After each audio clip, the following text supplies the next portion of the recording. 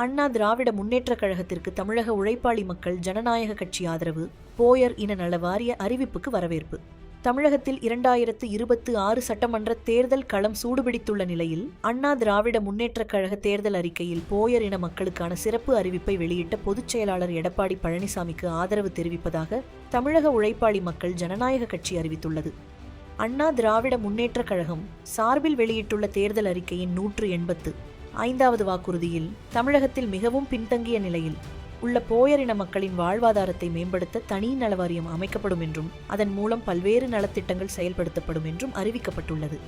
இந்த அறிவிப்பினை வரவேற்றுள்ள தமிழக உழைப்பாளி மக்கள் ஜனநாயக கட்சியின் நிறுவனத் தலைவர் எஸ். சுதாகர் போயர் இன மக்களின் சார்பில் பொதுச் செயலாளர் எடப்பாடி பழனிசாமிக்கு தனது நன்றியை தெரிவித்துள்ளார். மேலும் நடைபெறவுள்ள சட்டமன்ற தேர்தலில் அண்ணா திராவிட முன்னேற்றக் கழக கூட்டணிக்கு தங்கள் கட்சி முழுமையான ஆதரவை வழங்கும் என்றும் எடப்பாடி பழனிசாமி மீண்டும் முதல்வராக பொறுப்பேற்க தமிழகம் முழுவதும் தீவிர பிரச்சாரத்தில் ஈடுபடப் போவதாகவும் அவர் தெரிவித்தார். இதனைத் தொடர்ந்து இன்று கிருஷ்ணகிரி மாவட்டம் ஊத்தங்கரையில் தனியார் திருமண மண்டபத்தில் நிகழ்ச்சி ஒன்றினை ஏற்பாடு செய்து அண்ணா திராவிட முன்னேற்ற கழக துணை பொதுச் செயலாளர் கே.பி. முனுசாமி அவர்களை நேரில் சந்தித்த சுதாகர் தனது ஆதரவு கடிதத்தை வழங்கினார். அத்துடன் போயர் இன மக்களின் கோரிக்கைகள் அடங்கிய 9 அம்ச மனுவினையும் அவரிடம் சமர்ப்பித்தார்.